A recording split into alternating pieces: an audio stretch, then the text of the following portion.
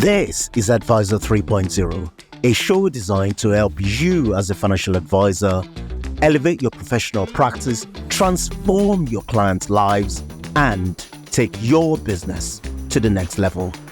I am Abraham Okusoya. Welcome to the show.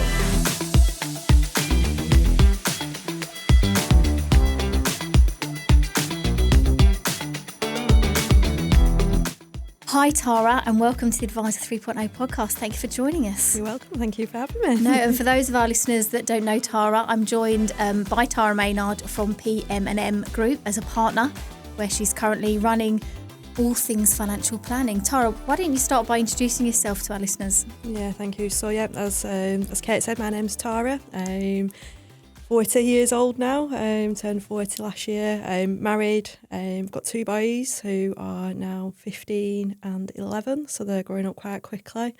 Before my eyes, really, they're quite both tall lads, and trying to keep up with feeding them is quite difficult. And then outside of kind of work, I just enjoy walking the dog, seeing friends, family, and whatever kind of social things I can fit in around.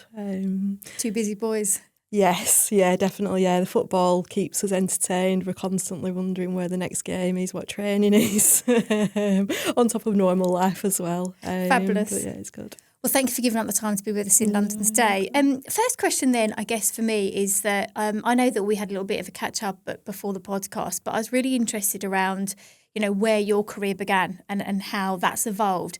You're okay to share a few of those snippets with our listeners? Yeah, of course. So kind of looking back to when I was doing year 10, so at the start of your GCSEs, started to think about what work experience I wanted to do. And I remember saying to my dad, well, I think something in numbers, what kind of jobs can I have in numbers? And it was quite opaque really, because you don't know at that age what there is. So I ended up doing work experience actually in where he worked in their accountancy team, and doing the kind of bookkeeping side of things. So yeah, I could get used to this. That progressed then, I picked an accountancy A level, but alongside business studies and economics, and then decided I wanted to do an accountancy apprenticeship at age 18, specifically not university though. For a few different reasons, mainly, to be honest, financial at that stage. There was other things going on at home that kind of made it less appealing for me. But then when I looked into the apprenticeship further, it kind of made sense. No debt, earn as you learn type thing, and hopefully there's a job at the end of it. But I then went for an accountancy apprenticeship and ended up in tax, of all things. But really, really enjoyed the tax side, something completely different. I did touch on accounting. I spent a bit of time in the other departments, kind of a little bit of secondment here and there, so I got a full picture. Did my tax exams as well over that period of time. And then a few years later, about 6 or 7 years, I just went to help out in financial planning within our team. We were quiet the time of year, it'd been a busy January, and then it became into February, March. We were quiet, they were busy, and it was just like, oh, Tara, could you just go and help? It's like, yes, that's fine. I prefer to be a busy person. And the rest of the is history. Yeah, no, indeed. So really interesting for me, and if we can spend a couple of minutes, I know that you really openly share with me about your decision not to go to university, and that being a financial driver for you, and actually going down the apprenticeship route. And, what did that look like at the time? So the decision was partly location. So obviously locating to an alternative place to study, we couldn't afford a train ticket, even to go and visit the university. So I remember having loads and loads of kind of the prospectuses out on, they were thick, big ones, it's not online like it is nowadays. Looking through and I thought, that looks good and this looks good. How can I go and see them? And I couldn't physically go to see them. So I rewound back and thought, right, well, let's go to Manchester, because where I live on the train, it's a direct route through. So I explored that a bit further, and then again realised, well, there's the cost of getting there, getting back. Yes, I would get some loan and some help, but did I deep down want that? Mm-hmm. And that's where then I started to find out about the apprenticeship route.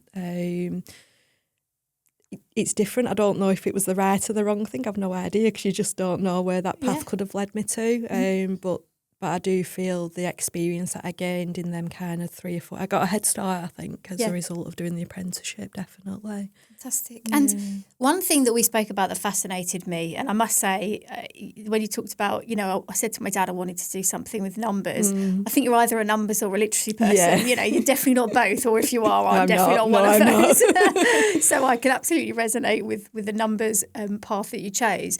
But one thing that you shared with me was really interesting, and I wanted to just ask you a few questions about it, is that when you went over to the paraplanning team to help out for a few weeks all of those years ago, there was one thing that you used to do. Do you want to talk us through that? Yeah, so one of the jobs I had at the time, because they were so busy, was the advisor, I had met the client, paraplanner had prepared the report, advisor just checked over, scribbled, made some changes, and then it was my job to physically then update it on the computer and send it to the client. So, I did quite a lot of them. But what I actually did is I kept the physical amended report at the side of my desk, piled them up, and in my spare time, as sadly as it does sound, I reread them just to make sure I kind of understood what the advice was and why, and really kind of delve into, well, why am I changing this? Why does the advisor not want to say that instead of this? And really got my head around various different kind of advice pieces, and that's then what's triggered me to say, no, that this is me. I could really see myself doing this job, and that's then what made me decide move from tax to financial planning. So what were the next steps? Exams initially. I did the old CF exams, kind of rattled through them quite quickly. Wanted to kind of absorb as much as I could do in such a short space of time. So did them and just kind of progressed through doing different things in the office, really, in partly an admin role, and then gradually into the kind of paraplanning and research role, and then report writing as well. That took a good number of years. And remind me, who were you with at this time? Yeah, so that was a company originally called Pierce in Blackburn, near where I live, and then they actually moved out to Bury by themselves. So the two partners in that firm separated out just the financial planning part. We were quite a small team, but that was really good. Some really good memories from being in Bury. I've learned so much, and the type of clients we had, there was such a mixed bag as well. Being previously part of the accountancy practice, we had business clients, business owners, private client work, trust work. It was so varied. I just learned so much. And then, carried on with some more exams like you do, because then the CFs turned into that, didn't cut the grade anymore, and eventually did my diploma. Fantastic. And that was still with True. Yeah, that's right. Pierce became True, but a smaller one in the Bury office. That's right. Fantastic. Yeah. And then how long were you at True before you made the leap to PM+M? So we moved over to the Bury office. I was actually, I think, 7 months pregnant when we moved. Had my eldest at the time. Like I say, he's now 15. And then I was there for a total of 8 years. Surprising, really. It flew in some ways because it was such, really enjoyable time. But I did get to a stage where I was kind of paraplanning, doing the admin side, and again I got that kind of, I want to be advising. I'd had my youngest then, so when he was 1, I did my last diploma exam. Got that spur on to kind of like say, right, let's do it now. Chatted with my husband about what I wanted for my career as well, because it was always career-minded, I'd say, not family. I was more the career side of things. I only ever wanted 0 children. He wanted 4, so we met in the middle. Okay. So, we revisited that as a kind of a joint thing and said, I do want to pick things back up now. We've hit the average of 2. So I did the diploma, that last exam, and then started to look at options thereafter. But having a young family, it did steer my decisions. It really did, because I did want still, even though I didn't really want children, I did still obviously want to be around and be there for them as well as. And that's where I started to look at what options I had on the table as to how and where do I want to be a financial advisor. And then that led me to where I am now. And just before we talk about where you are now, I think you shared with me that there was many late nights of study books and young children. And, you know, that's real dedication, Tara. So that charisma really must have been coming through to be able, you know, if I think back to when my son was young, absolutely no hope, and let alone financial exams. Yeah. Talk us through that. I just knew I had to do it. If that's what I wanted at the end of it, then that's what motivated me. I'm not going to say it was easy at times, and at times I was pulling my hair out. But as they've got older, and as I still then carried on doing exams, I did eventually the chartered exams. As they got older, I could actually explain why I was doing it to them. Mm-hmm. And that made me feel better. Yep. So they could understand why Mum's got her head in the books again. And they get it, and even now they get it. But I've been very open with them. But yeah, so many times it was just like, right, I can squeeze in half an hour, so let's just do it. It's better than nothing. Half an hour is better than nothing, and hopefully they'll add up as the weeks and the months go on. And that's how I did it, really. Real admiration for you, Tara. I think that's a really good message for anybody out there, you know, the little half an hours. And explaining to your family, you know, it's very clear from our conversations, your family means a huge amount to you, and you know it's important to the decisions you make as a family unit to what that looks like. So it's a really funny story. Tell us about how you approached PM+M. So I went initially for a paraplanner role, but with a view to say that I would like to be an advisor in the long run. The company themselves just kind of shone to me. Yes, they were local to me, so that was one tick in the box. I wanted that peace of mind. It was, you know, very close to home. If, you know, nursery, childminder, school rang, I could just, you know, pick up and be there. But as soon as I don't know, I just got a sense of it felt the right place at the interview, and then had a second interview, and they said I was too good for the job, so I was a bit annoyed at that. No more half an hours. No. So anyway, so left it at that. Explored a few other things. Still stayed where I was. And then I got a phone call to say, would you be open for a chat? I've got something else in mind. So I went for this chat. Who somebody I now work with, Anthony, and he said, I've got this proposition for you. He said, I know you said you wanted to be an advisor in so many years, but what about now?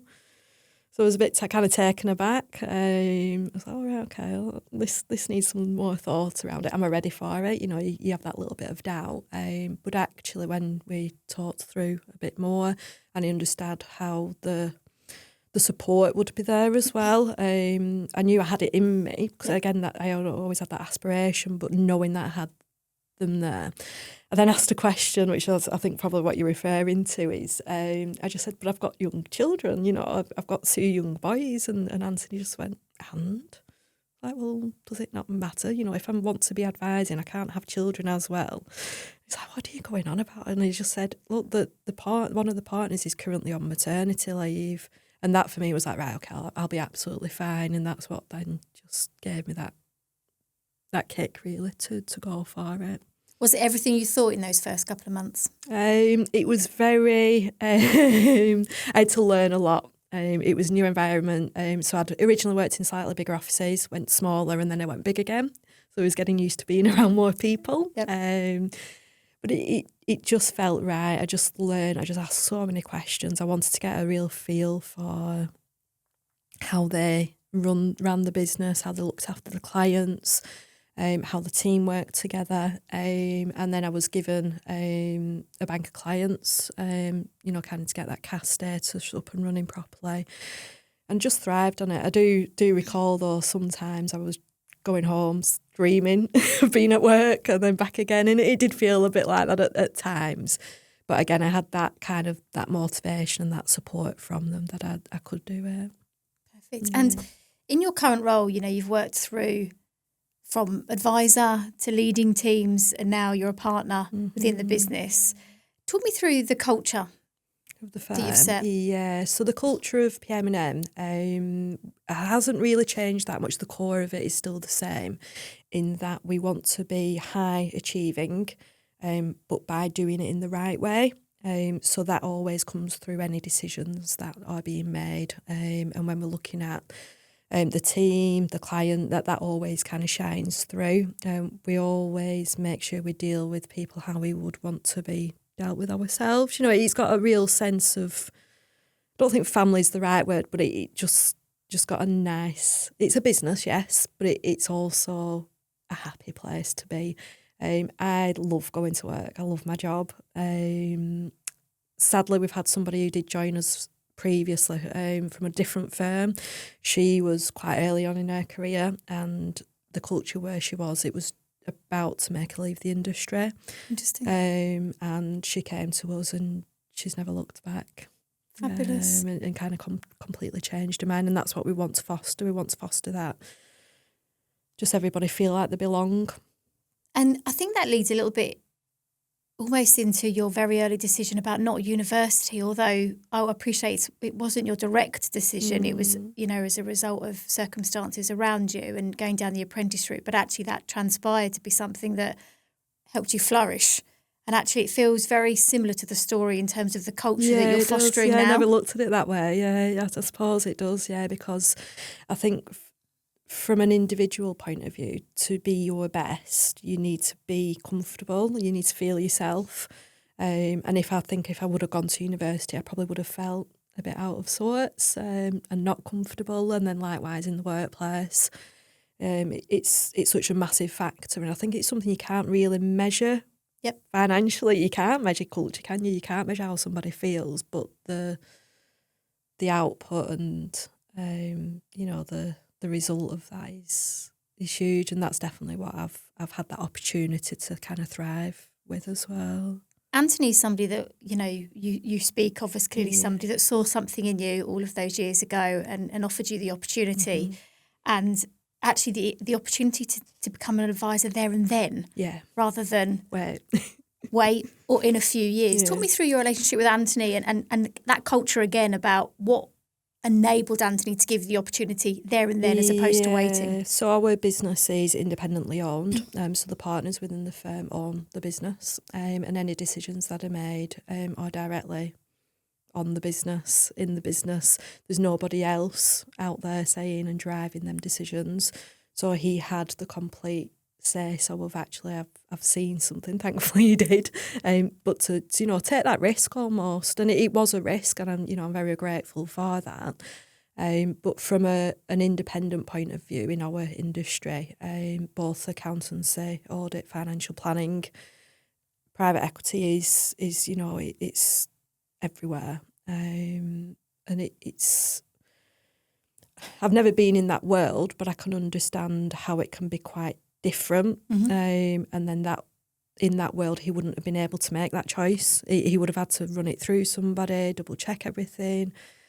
And it might not have led me to take that with him really and take that forward. And just talk me through your client and your ownership of a business.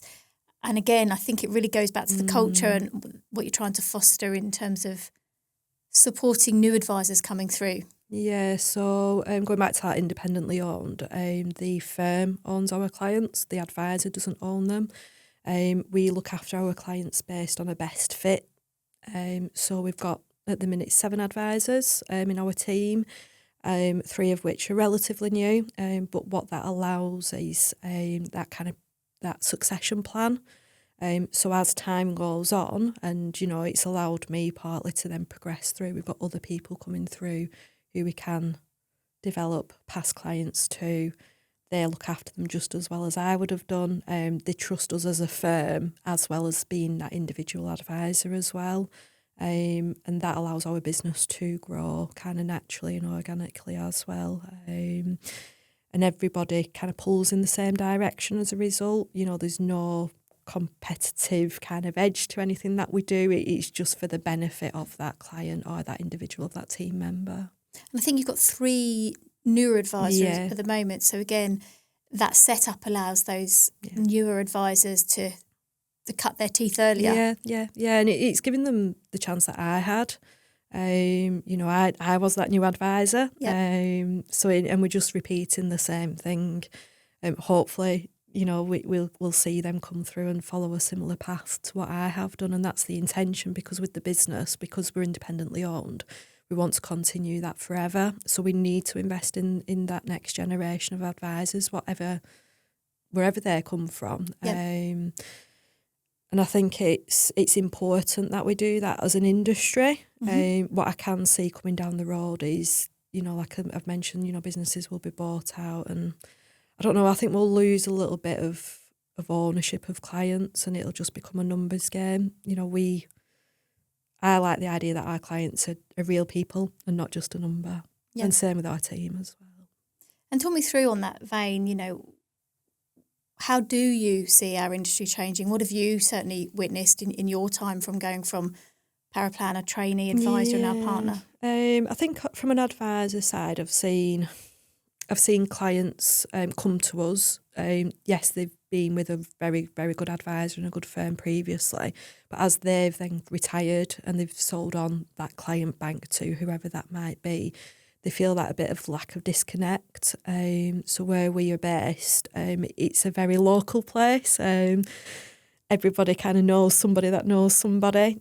So I think that's starting to be lost, unfortunately, as an industry as a whole. But that's where we still, as that independent, locally based, we can step in and look after them people. So we're starting to, as a firm, see the benefit of that.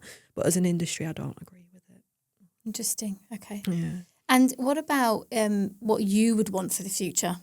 Yeah, for the future, I would like to see tech. I'm quite old in some ways on tech, so I know I'm not like my teenager. Tech's everything, but we do need to learn to live with that. But then also accept that tech can be a hindrance for some people. But then it's then educating them and hopefully making them feel confident. So we use tech in our business, and we're starting to use more of that. But making sure it's with the clients in mind and knowing it might not be the right fit for everybody and not shoehorning somebody into that if it isn't the right thing. We're very quick to jump on tech. I think everybody is at the minute, because that's kind of the AI buzzword, isn't it? It can be useful, it can be beneficial, but not use the human touch as well. Yeah. And Tara, one thing that we spoke about, and I must admit it really resonated with me from our very first meeting to today, is that you are most definitely somebody who is very considered in their thought and therefore doesn't necessarily need to be the loudest in the room. That's a fair summary. Yeah, I'd say, that's very me. Naturally, I'm more introverted, so that could be partly why. So I do process things before I say them. But I think what we were like kind of chatting through was I don't come across as, and I never would want to be like this, like kind of cocky and arrogant, and it's just quite unassuming, really. That's me in my nature. Just very laid back, just a normal person that you'd see down the street, like clients, just see them in the supermarket, say hi, and just get on with it, really, and just be. And just to explore me. a little bit more, what was it about that you felt was your learn? You shared something quite powerful with me in our conversation about confidence. Yeah, so I struggled at one stage, and I can do sometimes about, I don't want to be that cocky, arrogant person, and as I progress through my career, I still want to be me. And then you get kind of a little bit of an imposter syndrome kind of creeping in sometimes, which, does happen and is fine. But it's more about being internally confident. Just because you're not out there doesn't mean you're not a confident person. It's kind of, it comes from inside. And that's how I feel now. And I've had to work on that, but I really do feel I am good enough. You've got 13 partners. Yes. In total. How do you navigate that? Different personalities, definitely. Yep. We've all had different backgrounds, from various kind of work backgrounds, life experiences, but that does blend very nicely. We get lots of different perspectives, and it is them perspectives that then can be the challenge, but we all trust each other. I think that's the key to that partnership. Trust is, the the main part of it. Otherwise, without it, it just would not work. We trust each other to hold conversations, sometimes challenging conversations that need to happen, but then also be able to challenge each other on our behaviours and how we want to and still do run the business as well.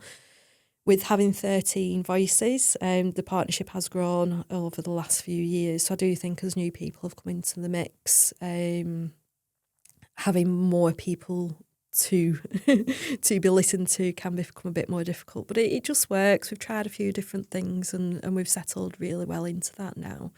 We have some structured sessions and just some unstructured. It just happens as it happens.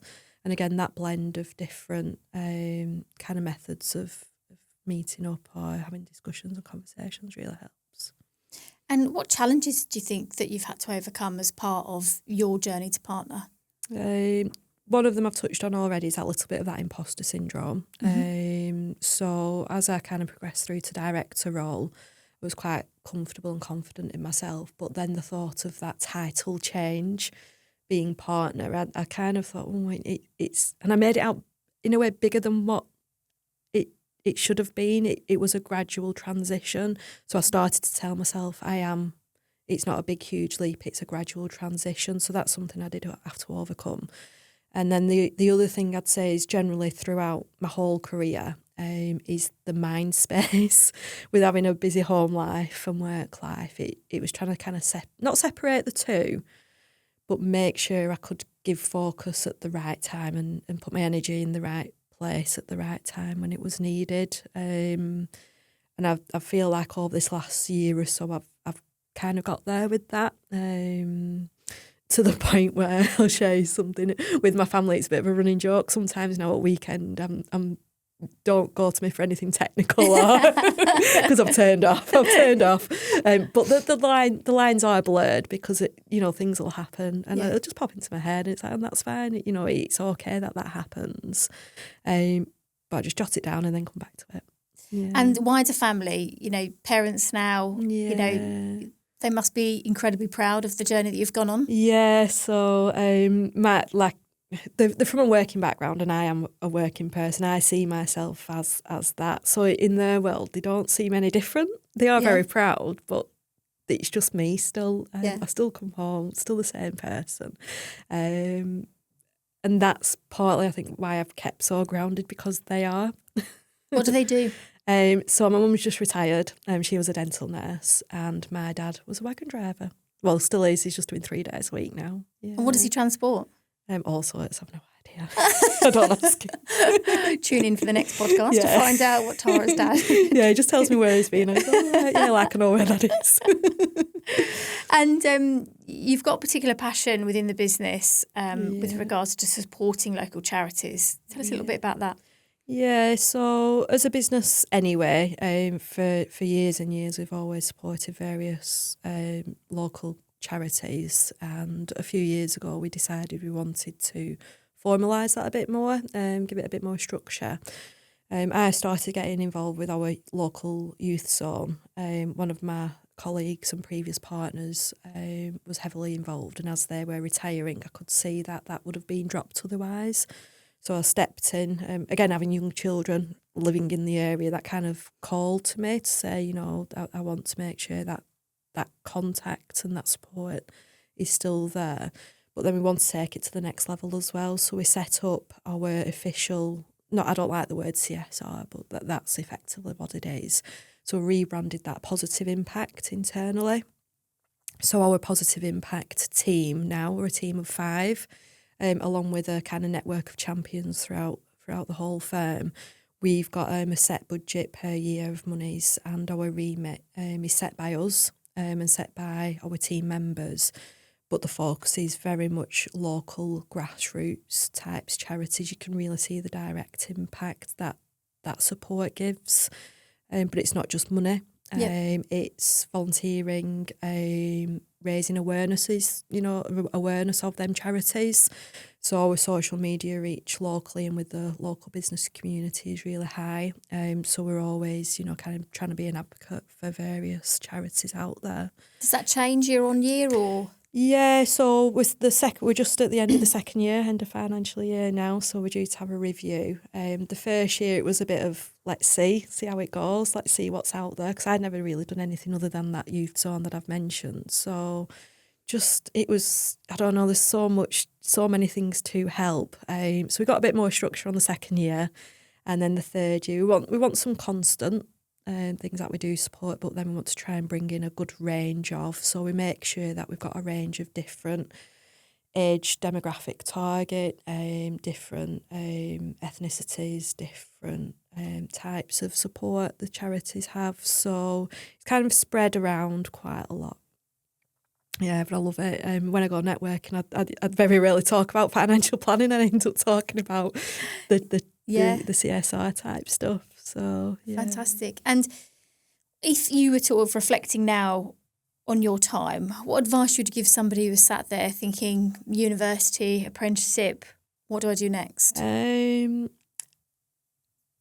is a difficult, I think it is a big decision. You know, we're starting to have them conversations with our 15-year-old, and it's what I'd say to him, and at any point of anybody's career really, it's make sure it is something you enjoy.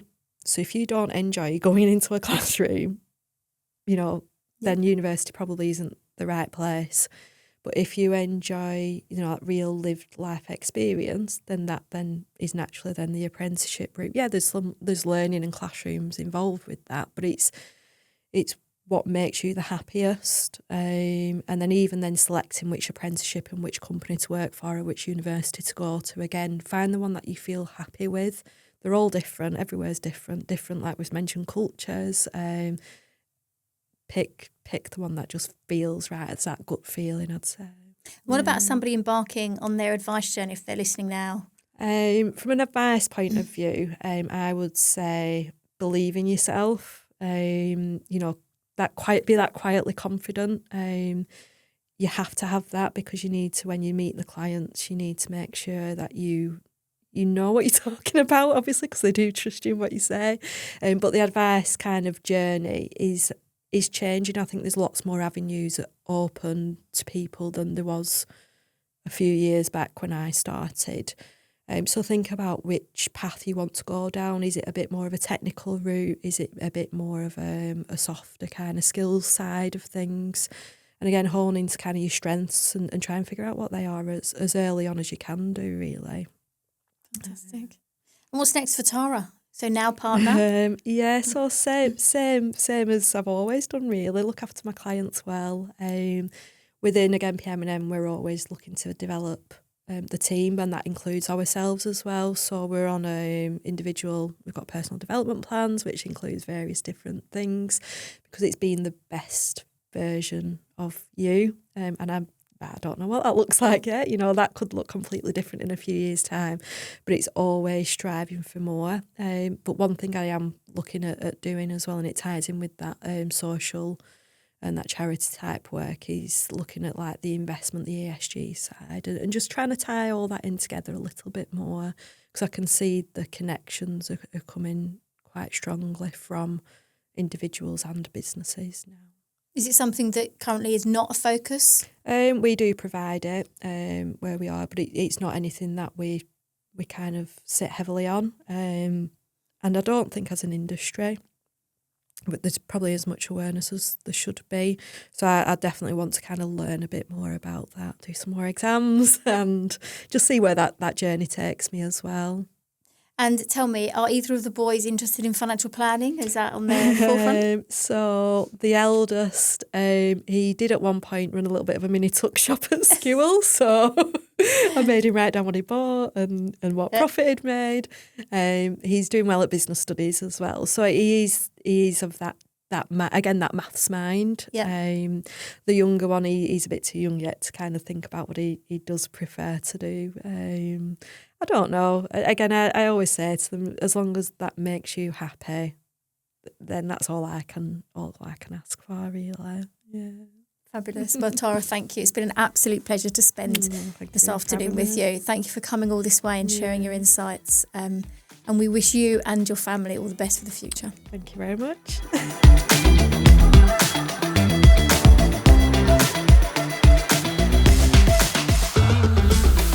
That's a wrap on today's show.